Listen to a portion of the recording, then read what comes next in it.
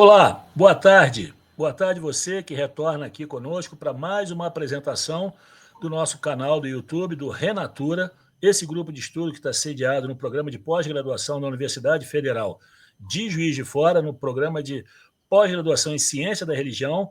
Eu sou o Clodomir Andrade, professor do Departamento de Ciência e Religião e do programa de pós-graduação do ICH em Ciência e Religião da Universidade Federal de Juiz de Fora. E hoje nós temos o prazer de receber aqui um velho amigo, um velho camarada, professor Marcos Figueira da Silva, professor titular de História da Filosofia Antiga da Universidade Federal do Rio Grande do Norte, membro do programa de pós-graduação em Filosofia e pesquisador do Pragma também da UFRJ. O professor Marcos não só é um amigo antigo, um companheiro de muitas histórias, mas ele também é um dos maiores especialistas brasileiros no pensamento antigo, especificamente dos materialismos antigos, e tem vasta produção acadêmica especificamente sobre a obra de Epicuro. Ele já publicou Epicuro, Sabedoria e Jardim, em 2003, Termos Filosóficos de Epicuro, em 2018, e traduziu as sentenças de Epicuro, com a autoria do professor Henrique Muratio, em 2018.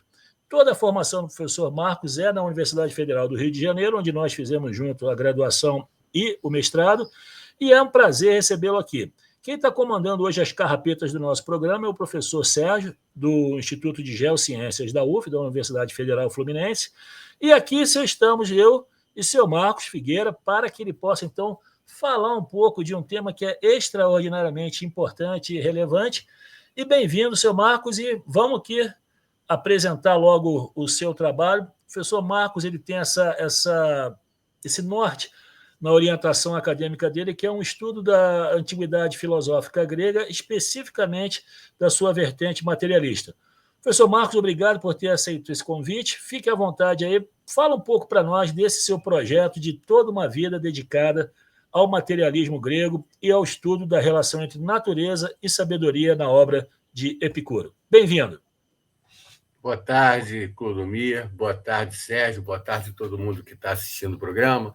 É um prazer ter recebido esse convite, estar aqui com vocês e, enfim, falar um pouco desse meu trabalho em torno do pensamento de Epicuro, dos epicuristas, muito mais voltado para o pensamento mesmo de Epicuro, filósofo grego, né, do final do século IV, início do século III a.C. Então, eu tenho, desde o mestrado, me ocupado com a pesquisa em torno do pensamento de Epicuro e dos epicuristas, propriamente falando, né?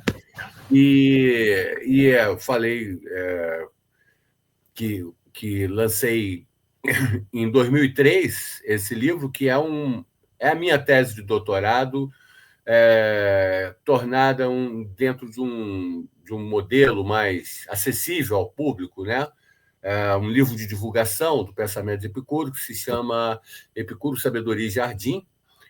Foi lançado pela antiga editora Relume do Mará, no Rio de Janeiro.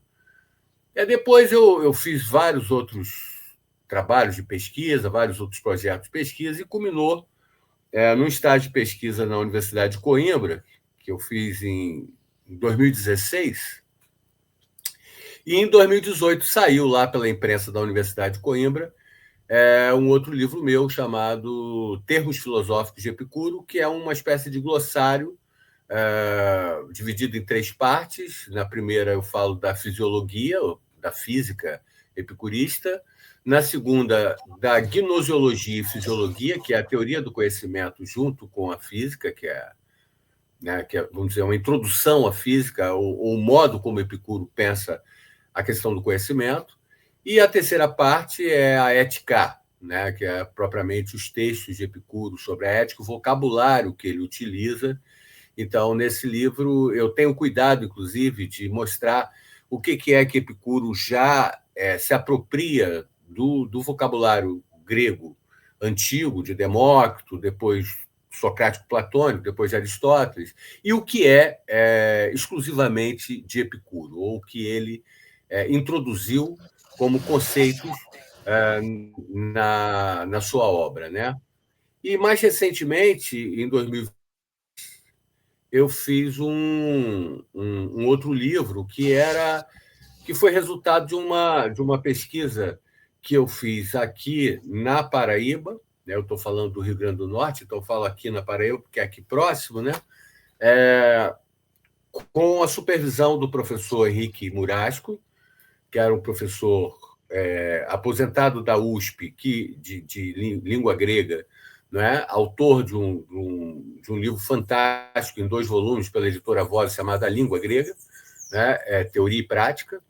E durante esse período de 3 meses, eu traduzia e levava para ele me corrigir e acrescentar coisas à tradução que eu fiz das 81 sentenças de Epicuro que foram descobertas em 1888 no Códice do Vaticano, um manuscrito nomeado Manuscrito 1950, foi descoberto por um alemão, pesquisador alemão chamado Karl Wojtke, e depois de um tempo eles perceberam que aquele texto era um texto de Epicuro, então consiste em 81 sentenças, né? E eu fiz a tradução junto com o professor Murasco, e depois eu fiz o comentário a cada uma dessas 81 sentenças, né? Então, eu venho trabalhando há bastante tempo já sobre o pensamento de Epicuro, e tem uma maneira de apresentar o pensamento de Epicuro que difere um pouco da tradição que lê no livro Vidas e Doutrinas dos Filósofos Ilustres, de Jorge Laércio, né, onde ele diz, lá no livro 10, todo ele dedicado a Epicuro, não é, que o pensamento de Epicuro se divide em 3 partes, né, que seria uma física, uma canônica e uma ética. Bom, eu não encontrei, durante todo esse tempo que eu pesquiso, nada que corrobore essa informação. Na verdade, eu vejo o pensamento de Epicuro apenas dividido em 2 partes, né? Ele tem uma fisiologia, que é um estudo da físis, não é? E uma ética. A gnosiologia, que seria uma teoria do conhecimento, ela seria apenas uma introdução, né, à física ou à fisiologia de Epicuro. Isso eu já venho trabalhando desde a minha tese de doutorado, né? E com isso eu tenho dividido, vamos dizer, o pensamento de Epicuro nessas 2 partes, mas, ao mesmo tempo, eu procuro mostrar que, na verdade, a ética é uma consequência da fisiologia, né? Que toda a base do pensamento de Epicuro é a questão da físis, é a questão da natureza, né? E ao pensar a natureza e o modo de viver junto à natureza, que os gregos da época de Epicuro chamam de kataphysin, viver de acordo com a natureza, não é? O Epicuro, então, ele vai estabelecer um modo de vida, um modo de conduta bastante diferente daquele praticado na polis decadente do final do século IV, início do século III a.C. Sobretudo, Atenas, que é o lugar para onde Epicuro retorna em 306 e vai fundar, junto com seus amigos, uma comunidade fora dos muros de Atenas, que ele chamou de Quepos, né, o jardim, e eles ficaram conhecidos por esse nome, os filósofos do jardim, não é? E que estabelece todo um modo de vida distinto do modo de vida decadente, que é assim que Epicuro entende, o modo de vida político da Atenas dessa época, que é uma Atenas, não só Atenas, mas uma Grécia inteira que não tem mais cidadania, uma Grécia dominada pelos macedônios, primeiro por Filipe, depois por Alexandre, não é? E onde, então, o Epicuro não encontra mais, vamos dizer, um ambiente favorável ao seu pensamento e à sua prática de vida na cidade. E ele resolve, então, criar, junto com seus amigos, uma comunidade e, nessa comunidade, estabelecer um outro tipo de relações sociais, né?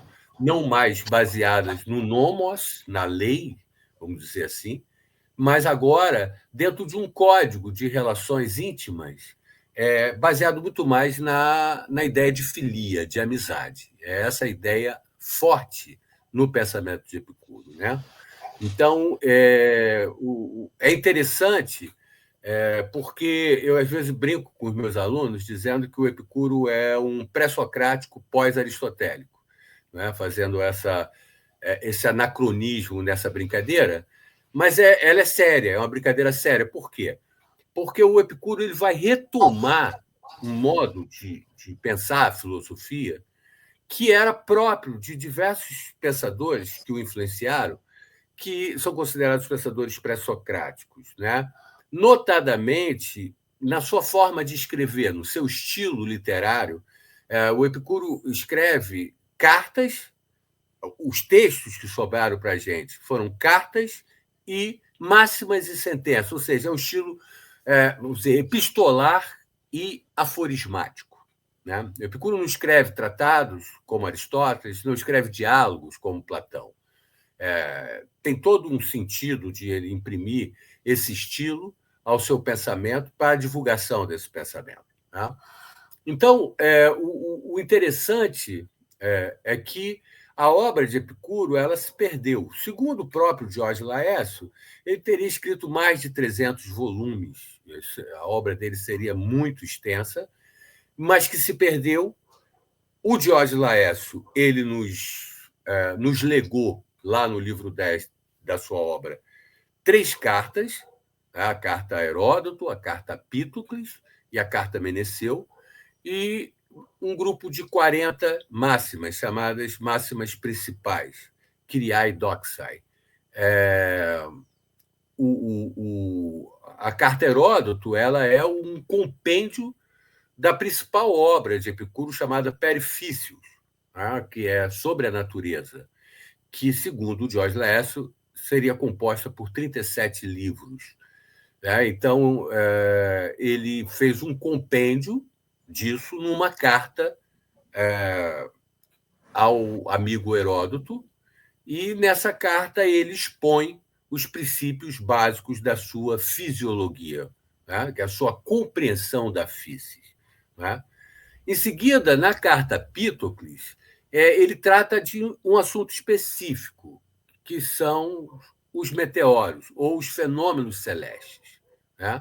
E ali ele vai falar dos mundos, da formação dos mundos, ele vai falar do universo de modo geral.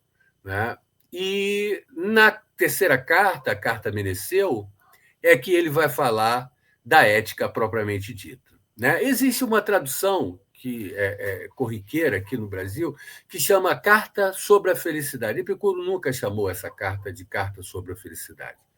Epicuro Carta a Meneceu. É esse o nome que ele dá a esse texto, a essa carta.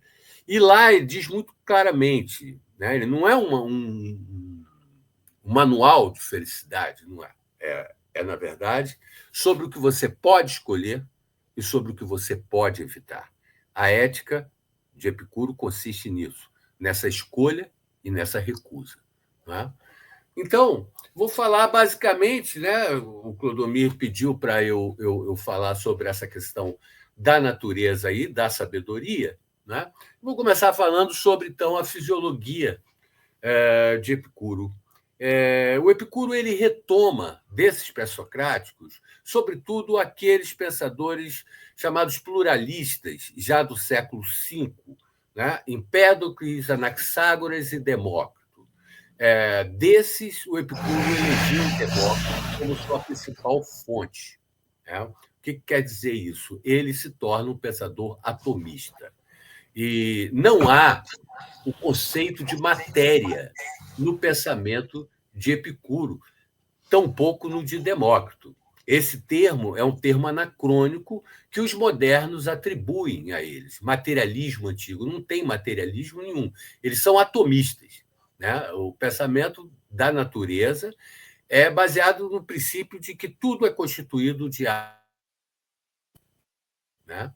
E a partir daí ele vai trabalhar diversas questões importantes, como a questão do movimento. Né? Os átomos estão em movimento constante, ele chama de pleroma, que é um movimento vibratório, oscilatório dos átomos, não é? E todos os corpos são constituídos de átomos. E os átomos se diferenciam, né, por tamanho, peso, posição, figura. Não é? O Aristóteles, lá no livro 1 da Metafísica, quando fala de Demócrito, ele estabelece essas três categorias: figura, forma e tamanho. Mas ele não fala do peso. Por quê? Porque o baros, o peso, é uma introdução de Epicuro ao atomismo de Demócrito.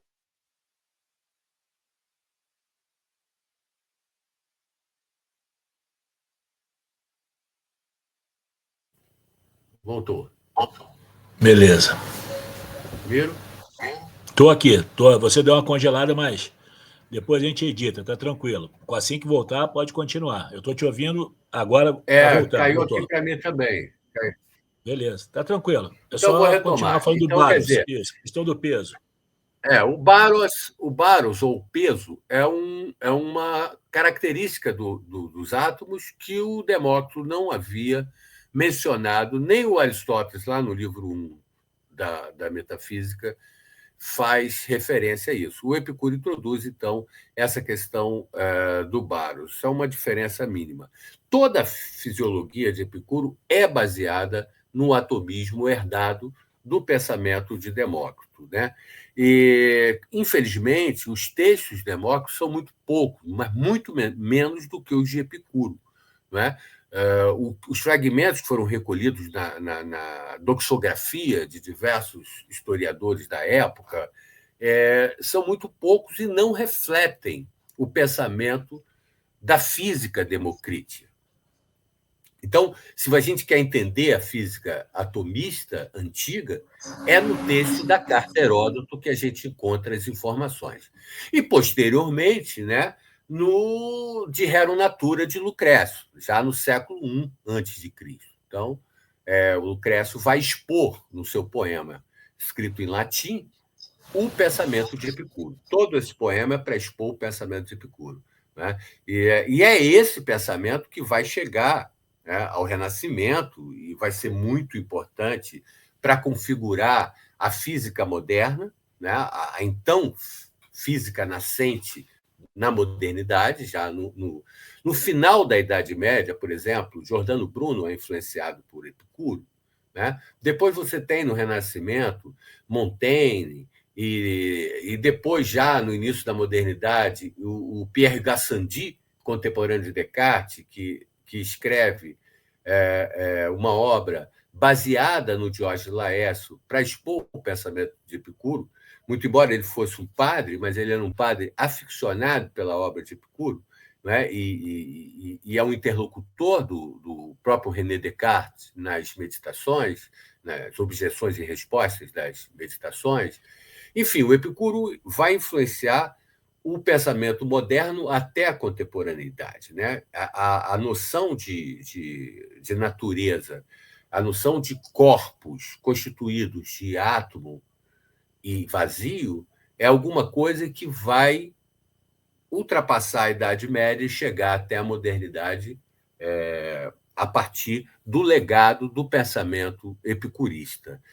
Uma outra coisa interessante também que tem nessa fisiologia é que Epicuro também fala de psique, ele também fala de alma, mas ele fala de uma alma corpórea. Ele fala de uma alma também composta de átomos e vazios. Átomos mais sutis, ele chama, e mais velozes, ele chama de leptomeres.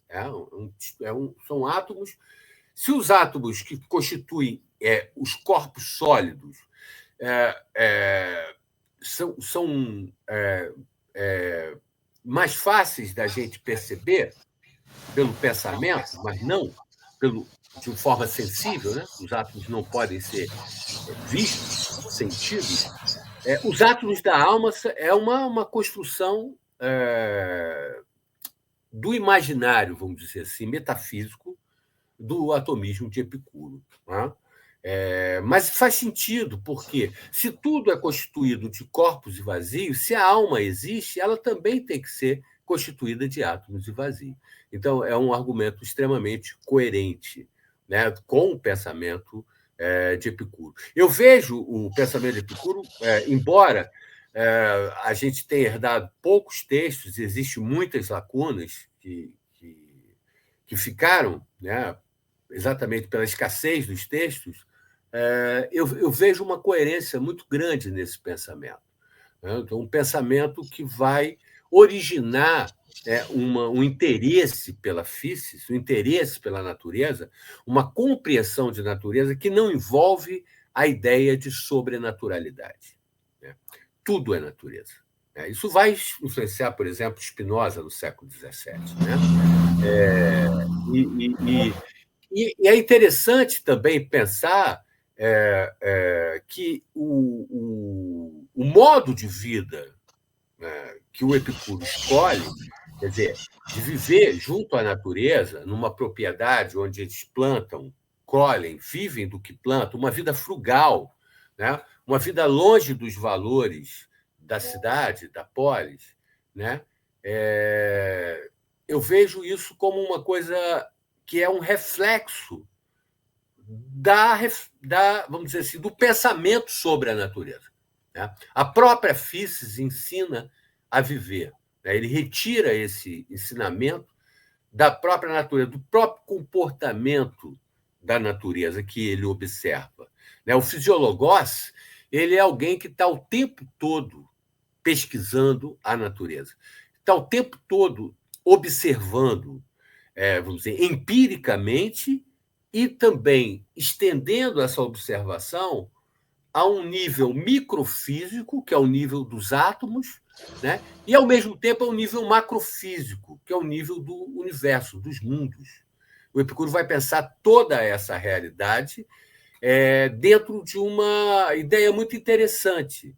Né? Você tem, então, vamos dizer, coisas que vêm a ser e deixam de ser. Né? Então, os corpos, qualquer corpo, qualquer coisa existente, né? Ela vem a ser porque os átomos se aglomeram e formam esse corpo, e depois deixam de ser quando esses átomos se separam. Né? Os átomos continuam e vão constituir outros corpos, né? Mas aquele corpo deixa de ser. Assim também os mundos, os cosmoi, eles são megacorpos. Eles também são formados por uma aglomeração de átomos e também são dissolvidos. Não é? Mas há dois princípios que não têm nem formação nem dissolução. O próprio átomo, né, que, como o nome diz, ele é indivisível. Né? O átomo não vem a ser e não deixa de ser. Ele é desde sempre e para sempre. E o todo, Topan. Né? O todo sempre existiu e sempre existirá. E dentro desse todo, esses átomos constituem corpos e se separam, e constituem outros corpos, se separam, mundos e se separam. E essa é a mecânica da fisiologia de Epicuro. Né? É muito interessante.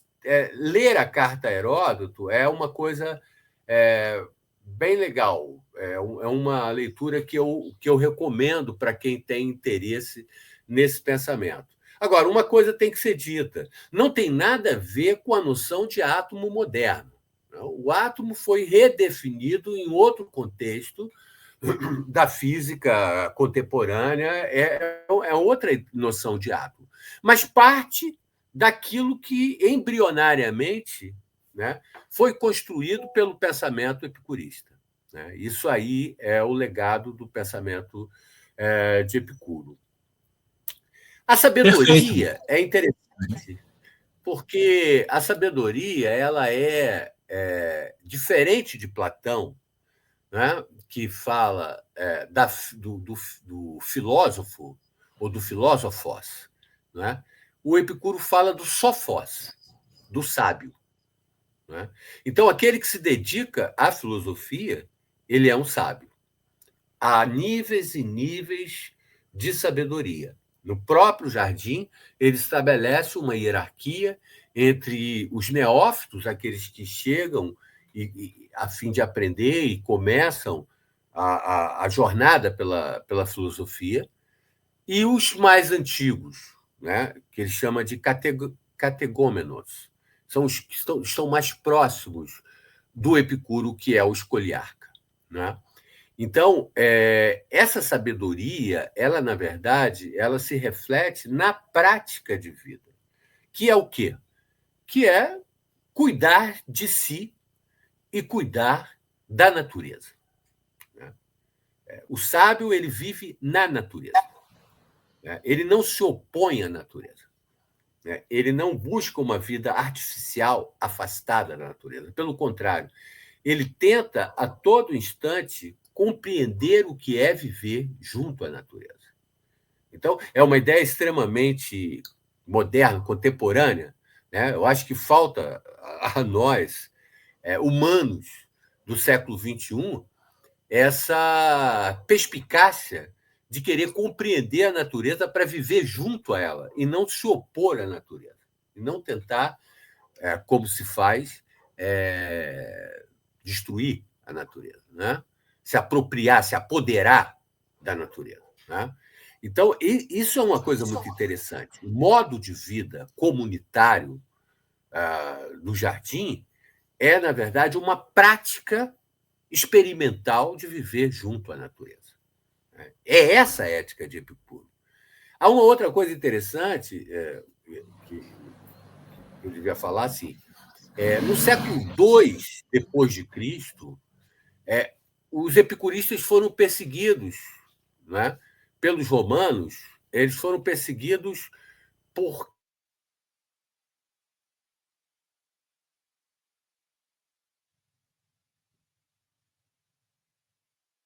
Travou de novo aqui para mim.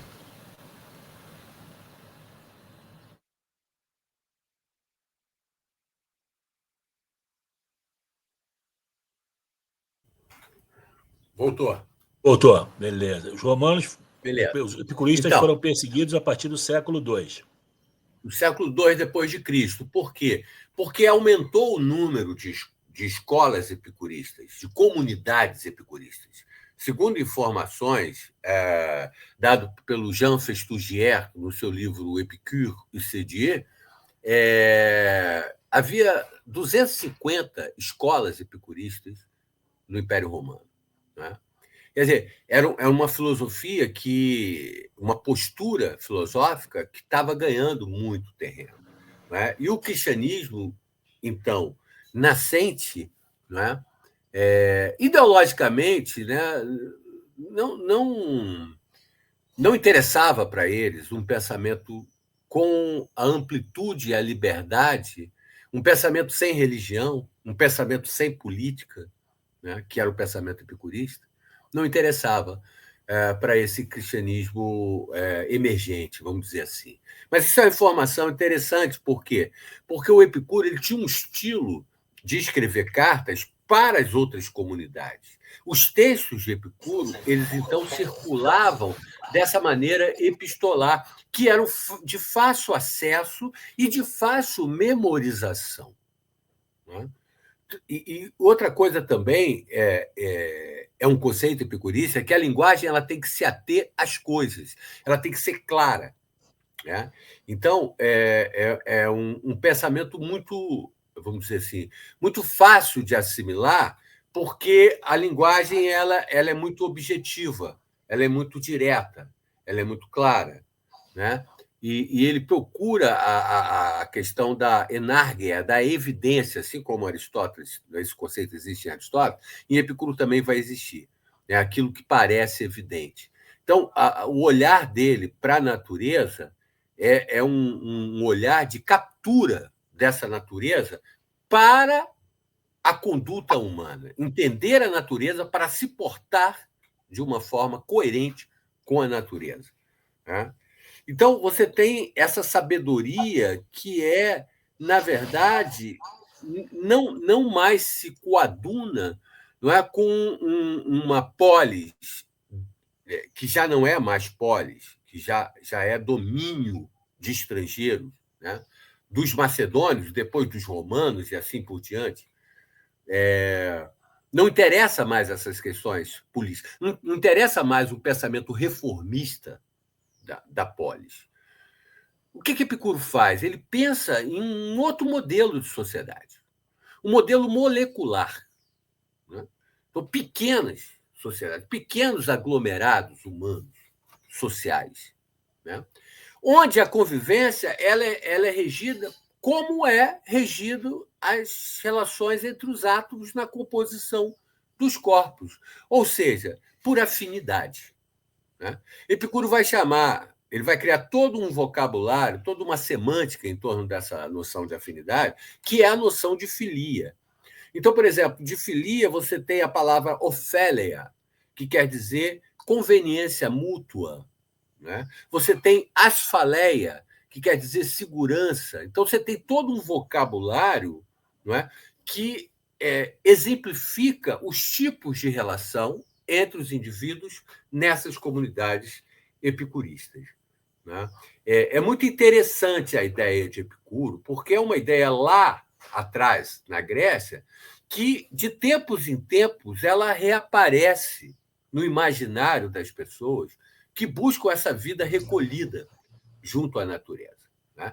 E isso na Idade Média, né? Eu posso dar um exemplo, por exemplo, do Saint-Romain, não é? No século IV, depois, no século IX, retomaram uma pequena comunidade cristã, né, na Suíça, onde eles procuraram viver de um modo epicurista, embora fossem cristãos, né? Essa informação também nos dá o Festugier nesse seu livro. É muito interessante isso. O modo de vida junto à natureza é alguma coisa que permaneceu no imaginário das pessoas ao longo dos séculos, né? Isso aí é um legado interessante, Epicuro. Nós mesmos, Perfeito. hoje, quando a gente está querendo dar um tempo, né, dessa vida maluca das cidades, a gente procura o campo, né? A gente procura se refugiar numa beira de praia, num lugar junto à natureza. A natureza é um fármaco, ela é um remédio para nós. Isso é só um exemplo do que, ao longo de toda essa história, era recorrente essas práticas de vida, de busca de uma serenidade, né? De uma tranquilidade de ânimo para viver. Isso é claramente uma herança do pensamento de Epicuro, né? Uma outra coisa é não se envolver com a política, né? O Epicuro diz lá: o sábio não participará da vida pública se não sobrevier causa para tal, e ponto. Entendeu? Se você puder se afastar e viver de uma forma autárquica, independente da política, dessa má política que se mostra o tempo todo, isso é uma alternativa. Outra coisa também, ele diz assim, latebiosas, quer dizer, há várias formas de traduzir isso, né? Mas eu gosto assim, vive recolhido, vive retirado, né? Isso. Não vai para o aglomerado, não vai para a muvuca. Átomos muito juntos, eles acabam se ricocheteando, entendeu? Uma loucura. Às vezes você precisa de uma serenidade, né? O Nietzsche, lá na Gaia Ciência, ele fala lá, numa passagem lá, ele diz assim: eu queria sentir a serenidade de uma tarde de Epicuro, contemplando o mar sereno, não é? É um conceito que o Epicuro usa, uma metáfora que ele usa para falar da ataraxia, da imperturbabilidade da alma. Ele usa essa palavra galenismos. Galenismos quer dizer o quê? A superfície do mar quando não tem onda, quando ele está sereno, né? Isso o apaziguamento da alma. Ele traduziu nessa imagem do mar sereno, né? Isso é uma coisa também muito, muito legal assim de a gente descobrir, né, no pensamento de Epicuro. Então, a sabedoria mesmo, na verdade, para Epicuro, é essa vida recolhida, é essa vida próxima à natureza e longe do tumulto, né? Mas e como é que fica a questão política? Ele não era assediado? Bom, ele tinha lá o jardim dele, né? Provavelmente deveria pagar algum tipo de tributo, alguma coisa, mas não ia para dentro da polis. Não é como os estoicos, né, que ficaram lá do lado do portão da polis, né, do Stoa, né, que se tornaram políticos no período do estoicismo romano, como Marco Aurélio, como Sêneca, etc. Não, você não tem epicurista envolvido com a política, não existe isso. Aliás, o próprio Sêneca, no final da vida, né, ele busca fugir disso, né? Ele vai para uma granja, para uma chácara, e lá ele é, né, perseguido depois e acaba morrendo por conta disso. Né? Escrevendo cartas para Lucílio, né? Também reproduz o movimento epistolar de Epicuro, né? E cita muito Epicuro. Exatamente. Escrevendo cartas a Lucílio, muito bem, Clodomir. E, mais do que isso, as 27 primeiras cartas, em todas elas, ele coloca uma citação de Epicuro. Há muitos anos atrás, no evento roubado lá do em jardim. Itatiaia, Roubou o jardim. Influenciado, é melhor. Muito tempo atrás, quase cerca de 30 anos atrás, eu apresentei um trabalho lá em Itatiaia e ele tinha esse título, Sêneca, epicurista malgrado ele. Entendeu?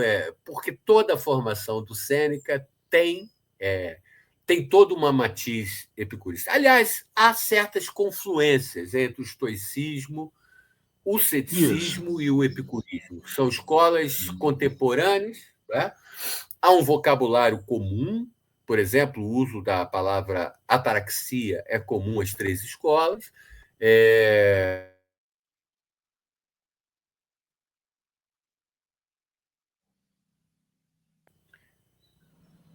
Congelou, voltou.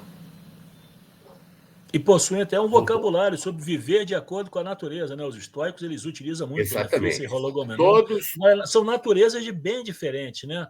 Agora, ideias de natureza diferentes. Só para a gente falar de um outro pilar que é decisivo, né? Falamos de fisiologia, desse estudo da natureza e a relação direta com a sabedoria. Um pouco de prazer agora. O prazer parece ser a medida última, né, dessa vida de serenidade e desse estudo do mundo natural. Fala um pouco para nós da importância da centralidade de Redoné, desse prazer para Epicuro. O conceito de Redoné, né, de prazer, né, o conceito de Redoné, de prazer. Os epicuristas eles são considerados pensadores hedonistas. É uma influência, uma outra influência que eu não falei, agora tenho a oportunidade de falar, graças a você, do pensamento dos cirenaicos. Né? Cirenaicos, como você sabe, Aristipo foi um dos discípulos de Sócrates, então eles são contemporâneos de Sócrates, de Platão, enfim. Mas o Epicuro ele transforma um pouco esse hedonismo cirenaico, que era um hedonismo muito radical.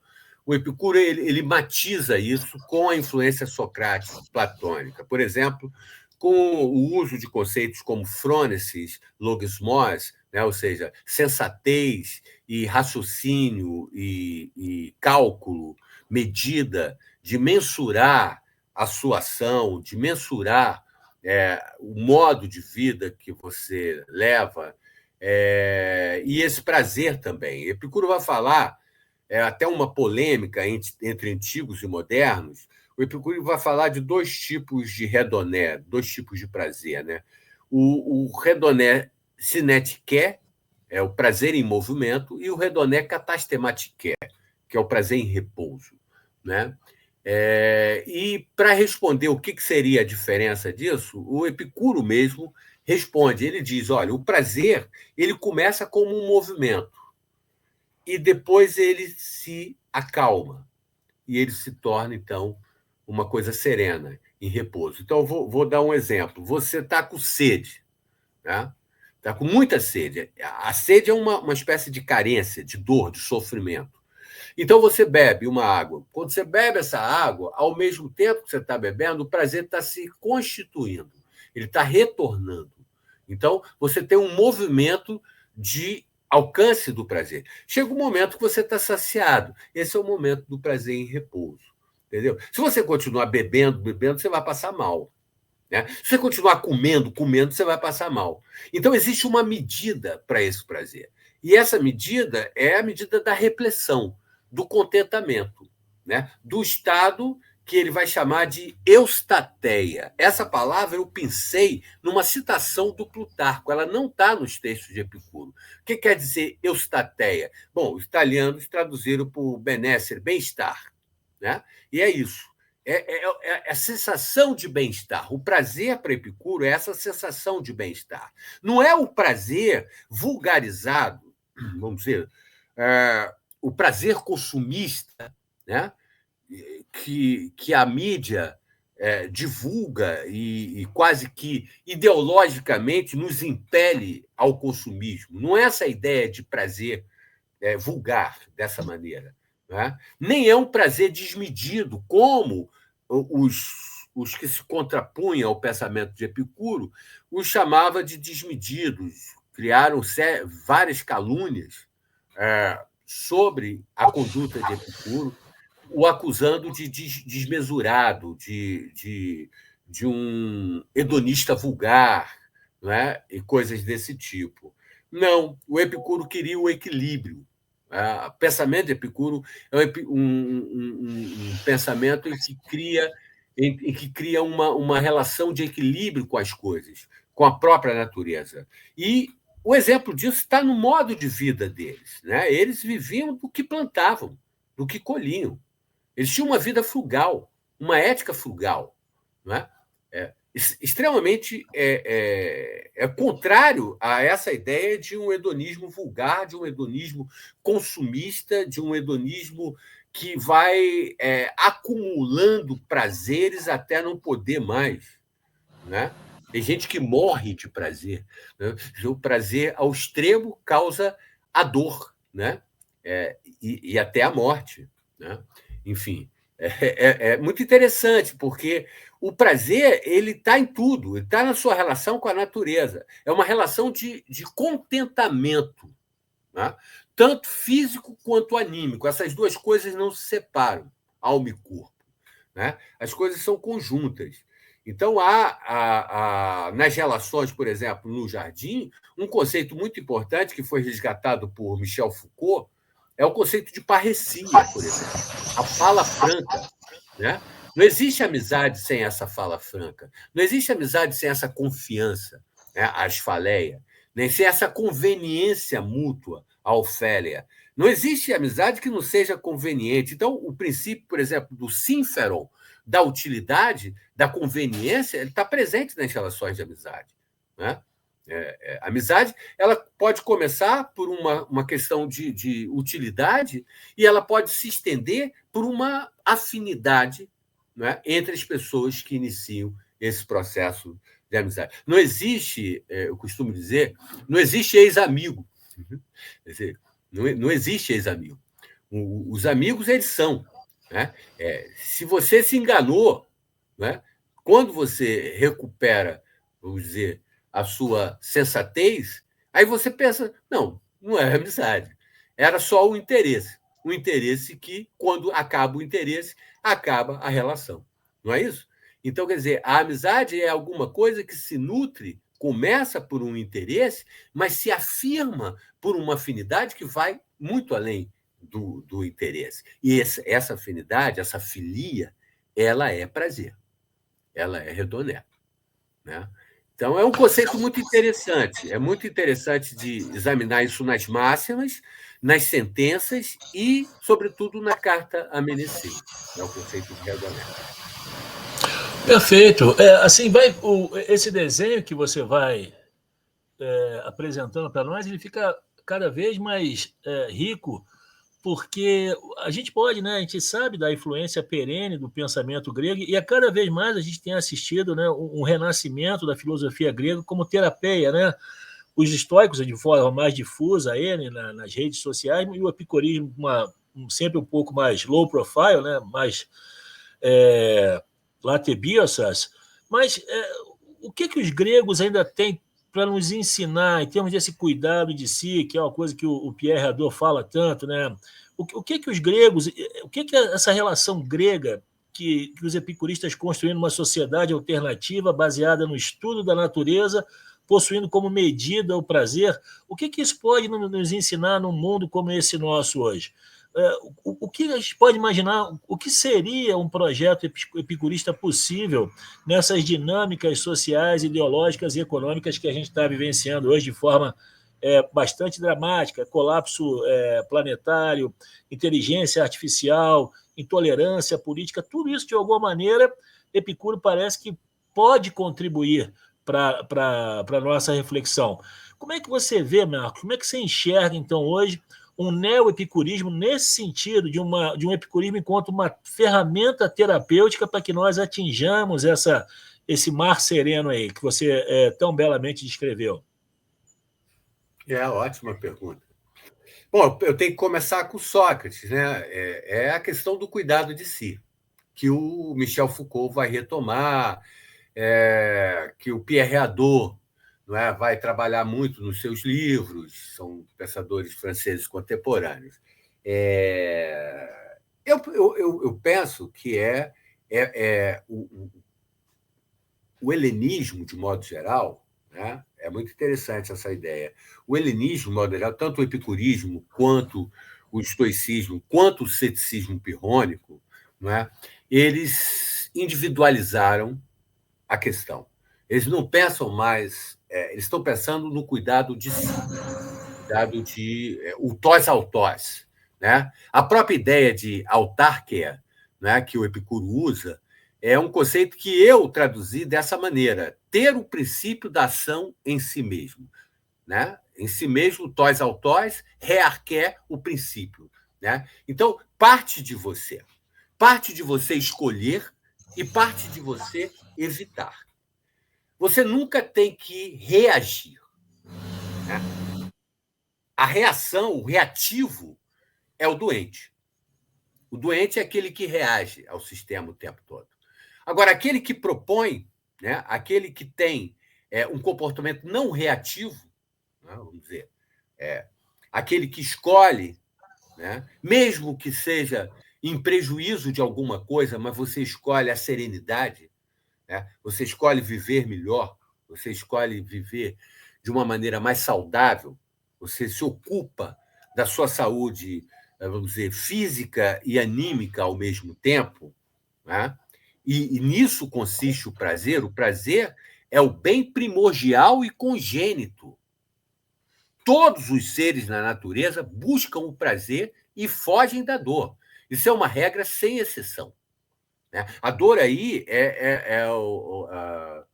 o que eu chamaria aqui de sofrimento, né? Daquilo que inflige o sofrimento nos seres, né? Por exemplo, você tem uma planta, ela não está bem aqui. Se você bota ela aqui na direção do sol, né, ela começa a crescer. Ela se nutre com aquilo. Então, aquilo é prazeroso para ela, né? Os bichos, você observa o comportamento dos animais, eles estão o tempo todo saciando os seus desejos naturais e necessários, né? São esses desejos naturais e necessários que devem ser levados em conta quando se trata do prazer. Não os desejos que são frutos da imaginação, da fantasia.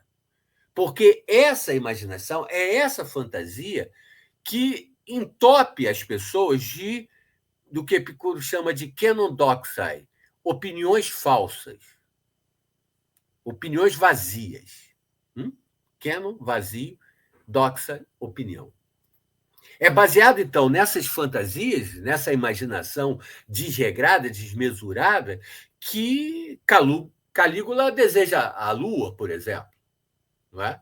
E você tem pessoas como o Elon Musk, por exemplo, no mundo hoje. Entendeu? Então, eu penso que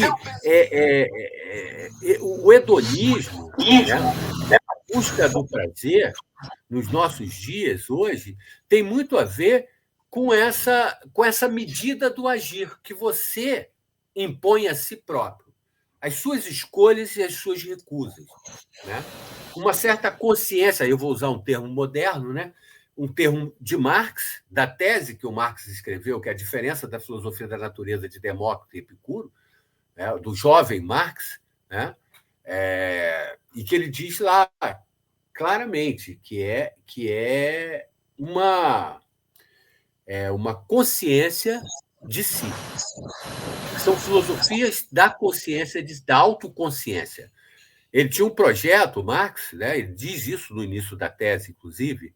O projeto dele era estudar o epicurismo, o estoicismo e o ceticismo. Mas ele ficou só no epicurismo, nessa tese que ele fez, e depois virou o Marx que a gente conhece, o Marx da economia política, o Marx do Capital, dos outros textos, etc. Mas o jovem Marx lá, né, discípulo de Hegel, esse jovem Marx estava muito interessado, e ele diz ainda que as filosofias pós-aristotélicas eram muito mais interessantes que as demais, as anteriores. São expressões do próprio Karl Marx, né? E outra coisa que o Marx fala, que tem a ver com essa sua pergunta, Clodomir, ele diz que nós, cada indivíduo, é um átomo social. Olha só que legal. Ele pega a metáfora do átomo de Epicuro e vai dizer, é um átomo social. Então, nós nos agregamos conforme uma afinidade. Se o átomo depende da posição, do tamanho, da figura, da forma do átomo, né, nós também nos encaixamos segundo uma certa forma de pensar, uma certa forma de agir, uma certa forma de reconhecer o outro, né? Então, a terapia, que você falou, que é um conceito que o Epicuro usa, é um cuidar de si, né? A terapia é um cuidado. Depois, esse encontro vocálico foi, na própria língua grega, ele vai ser contraído, então virou terapia, que é a palavra que a gente usa hoje. Mas a palavra grega é terapia, né? E o que Epicuro falava que era a terapia? O jardim era procurado por pessoas em desespero, pessoas desesperadas, literalmente, né? E a filosofia era uma maneira de cuidar dessas pessoas. Quer dizer, retirar delas a ignorância e tentar fazer com que elas tivessem uma outra dimensão da realidade, através do pensamento, através do logos. O logos purga, o logos cura, né? O logos ele faz uma asepsia, vamos dizer assim, né, nas ideias nefastas, né, das pessoas. Então, há pessoas que conseguem, através da relação com a filosofia, encontrar uma outra maneira de viver, mais agradável, mais prazerosa, menos ressentida, menos reativa. Entendeu? Então, Perfeito, eu penso professor. que você hoje em dia você pode viver a partir, vamos dizer, de ensinamentos epicuristas, na medida em que você tenha isso conscientemente e haja a partir disso, né? Então você vai ver que vários filósofos modernos eles vão usar essas éticas antigas para fundamentar as suas éticas. Entendeu?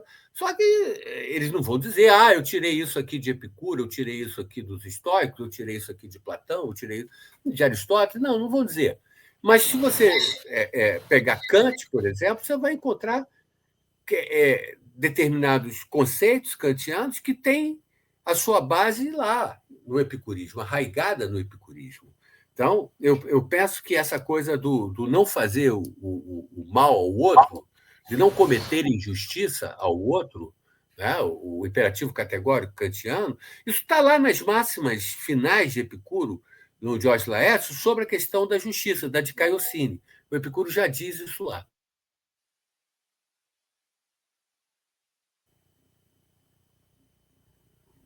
Perfeito, professor. Já estamos caminhando aqui, infelizmente, para o final do nosso programa. Já deixamos o convite para o seu retorno. E para fechar, vamos tentar dar uma amarradinha aqui. Se o velho Sêneca furtou algumas flores daquele jardim, vamos agora para o campo adversário e vamos furtar algumas flores de Juvenal. O Juvenal tem uma passagem que eu acho que ela é sintomática, porque, num certo sentido, ela pode parecer quase que um corolário epicurista, quando ele vai dizer mens sana in corpore sano, né? Não há muito mais a querer ou desejar do que uma mente tranquila num corpo são, saudável. Essa sabedoria, ela deve ser apreendida do estudo da minha natureza e da natureza como totalidade do conjunto de fenômenos, e a partir daí articulado numa comunidade alternativa que se balize no prazer partilhado entre bons amigos. Seria mais ou menos isso? Bem mais do que isso, mas seria isso sim, também. Mas, veja, no nosso modo de vida atual, nós que vivemos no pleno século XXI, e vivemos na cidade, somos seres da urbe, né? Nós entendemos que, com a vida corrida que a gente tem, é muito difícil você pensar vamos dizer, numa utopia de viver numa comunidade. Tem gente que vai para o Planalto Central, vai para, né, os lugares próximos, assim, onde há uma abundante natureza ainda, etc, etc, etc. Não é a questão. Eu penso que, mesmo vivendo na cidade, mesmo vivendo o modo de vida que a gente vive, nós, inconscientemente, a gente busca essa relação mais, vamos dizer, molecular. Né? Você pode trabalhar com muitas pessoas, N pessoas, mas na hora que você sai para tomar um chopp, você não leva todo mundo. Né?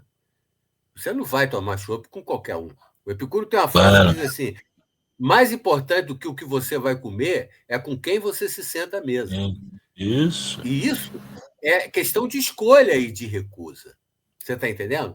Então, eu penso que é inteligente nas pessoas, é uma inteligência emocional, inclusive, fazer essas escolhas e fazer essas recusas. Então, mesmo que você viva em Nova York, em São Paulo, em Tóquio, sei lá onde, Cidade do México, ou em Juiz de Fora, ou em Natal, não importa. Você está vivendo numa cidade, mas você tem um cosmos reduzido que é uma opção sua, que é uma escolha sua, que é alguma coisa que você cultiva, igual você cultiva uma planta, igual você cuida dos bichos. Você cuida das suas amizades, das suas relações. Você procura ter esse jardim interno em você. Né? Então, eu não vejo diferença nenhuma entre um grego do final do século IV, início do século III, e nós outros do século XXI, em termos de problemáticas, de tudo que nos cerca.